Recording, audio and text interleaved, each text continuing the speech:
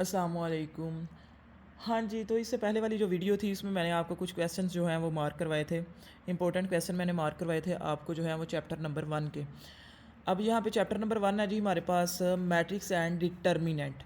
अब पहले तो आपको पता होना चाहिए कि मैट्रिक्स किसको कहते हैं। मैट्रिक्स हमारे पास जी एक बॉक्स ब्रैकेट से शुरू हो, बॉक्स ब्रैकेट पे ख़त्म हो और इसके अंदर कोई भी स्मॉल लेटर ABC के या न्यूमेरिक वैल्यूज़ आ रही हों तो उस चीज़ को हम क्या कहते हैं, मैट्रिक्स। और इसका नाम हमेशा जो है वो हम कैपिटल लेटर से रखते हैं। जैसे कि मैंने ये मैट्रिक्स का नाम रख लिया A और इसके अंदर वैल्यू लिख ली 1 2 B C, या मैं सारी भी जो है न्यूमेरिक वैल्यूज़ लिख सकती थी, मतलब सारी मैं 1 2 3 की वैल्यू लिख सकती थी, सारी मैं ABC वाली वैल्यूज़ लिख सकती थी। ये कोई रोक टोक नहीं है, आपकी अपनी मर्ज़ी है।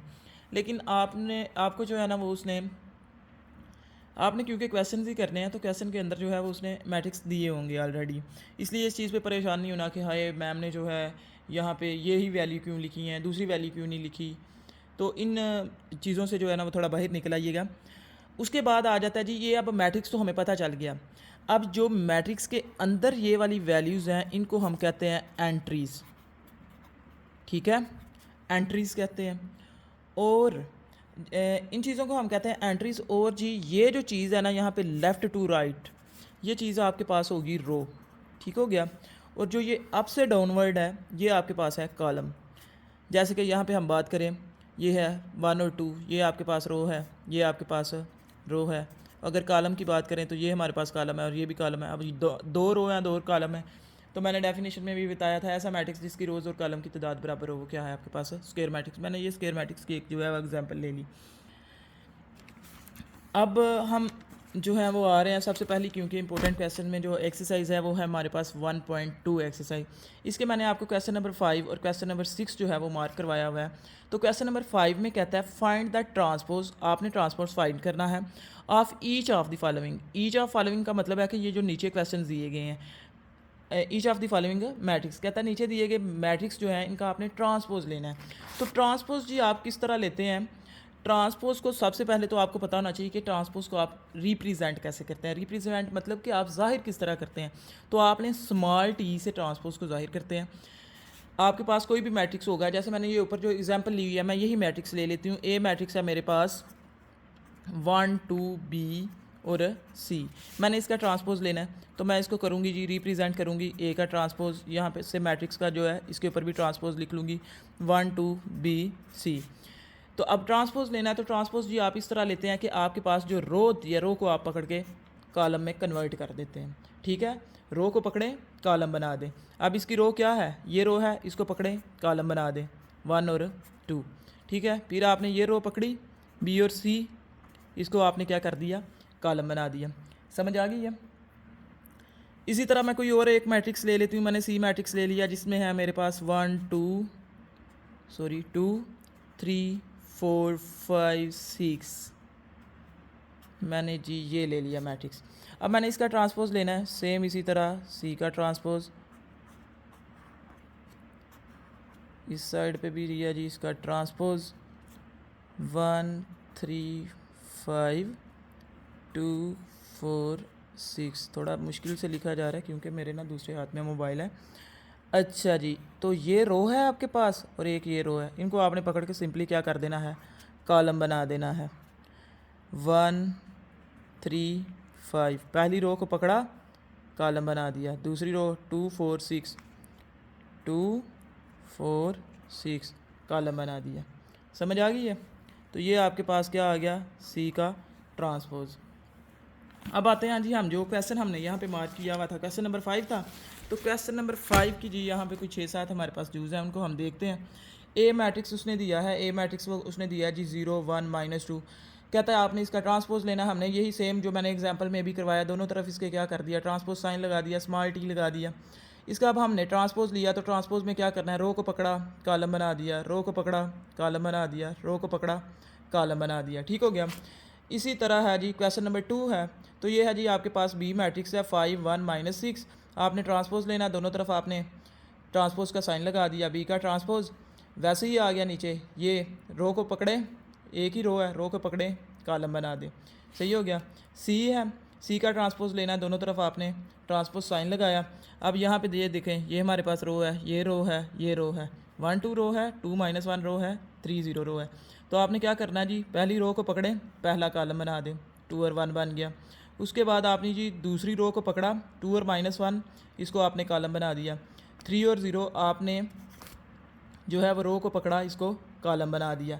समझ आ गई है? समझ आ गई है तो मुझे कमेंट्स में बता देना। अब मुझे ना आदत है बार बार कहने की, क्लास में भी समझ आ गई है तो इसलिए फिर मैं पूछती हूँ। अच्छा जी, क्वेश्चन नंबर है 4, डी मैट्रिक्स दिया गया है 2 3 0 5। तो इसका आपने ट्रांसपोज लेना है। सेम वही चीज़ है, बार बार कि जो है ट्रांसपोज दोनों साइड पे ले लें। अब ये आपके पास रो है, रो को पकड़ा आपने कॉलम बना दिया, ये रो है, रो को पकड़े आप कॉलम बना दें।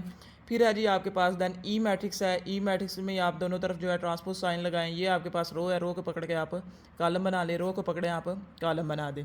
उसके बाद एफ है मैट्रिक्स आपके पास 1 2 3 4, दोनों तरफ आप ट्रांसपोज ले लें, रो को पकड़े कॉलम बना दें, रो को पकड़े कॉलम बना दें। ठीक हो गया। अब जी आ गया क्वेश्चन नंबर 6। क्वेश्चन नंबर 6 में ना, उससे पहले मैं आपको एक फ़नी बात सुनाती हूँ। वो ये है कि जब आप पहली दफ़ा आप क्लास में आते हैं ना, तो आपका टेस्ट जो है वो गंदा होता है और आपको पहली दफ़ा जो है वो चपेड़े पड़ती हैं, तो हमें ना बड़ी इंसल्ट महसूस होती है। ओ माय गॉड, बच्चों के सामने इतना मारा मैम ने, मेरी तो इज़्ज़त ख़राब होगी। पहले दिन महसूस होता है, लेकिन जब आप लगातार मार खाते हैं आप ढीठ हो जाते हैं। फिर आप कहते हैं ठीक है, ये तो मेरा रोज़ का काम है, अब मैं इसको फील करता हुआ क्या ज़िंदा रह सकता हूँ। तो यही हिसाब है जी। क्वेश्चन नंबर 6 में कहता है कि अगर आप एक मैट्रिक्स से एक दफ़ा जो है वो ट्रांसपोज लें तो वो उछल कूद करता है। उछल कूद मीन कि वो रोज़ से कॉलम में जाता है, लेकिन जब आप डबल ट्रांसपोज लेते हैं तो वो इतना ढीठ है, वो वापस अपने मैट्रिक्स में आ जाता है। मतलब एक आपने डबल ट्रांसपोज लेंगे तो वो क्या हो जाएगा, ए। और ये क्वेश्चन मैं कहती होती हूँ कि समझ लें एग्जामिनर का फेवरेट क्वेश्चन है, जिसको वो समझता है कि मैंने हर साल जो है वो पेपर में ज़रूर देना, फर्स्ट टाइम नहीं तो सेकंड टाइम ज़रूर देना।